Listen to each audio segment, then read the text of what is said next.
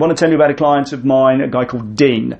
Dean runs a flooring company. There's him and a couple of guys who work for him. So very, very small business. They do commercial flooring. And Dean came to me and said, look, my website's been stuck on page 3 forever. So what can we do? So what we'll do a little bit of SEO on your website, but more importantly, you need to start putting out some content. So what do you mean? And I said, well, just write about the work you're doing.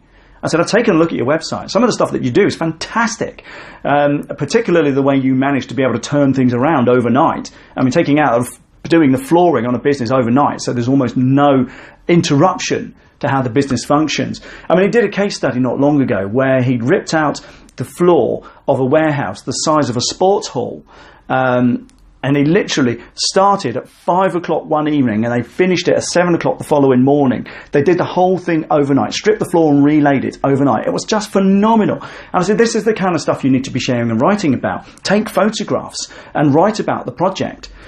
Well, he started doing this stuff and he wrote 5 a month.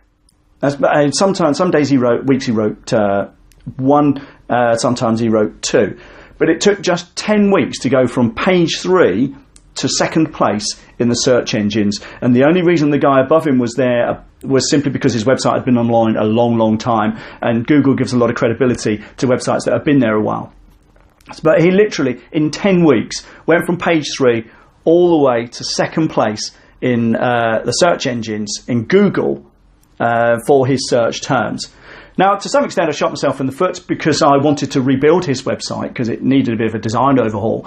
But he was so busy with the work that he picked up from the search engines that we never have managed. To date, we've never managed to sit down and go through it, which is a bit frustrating for me. It's good for him.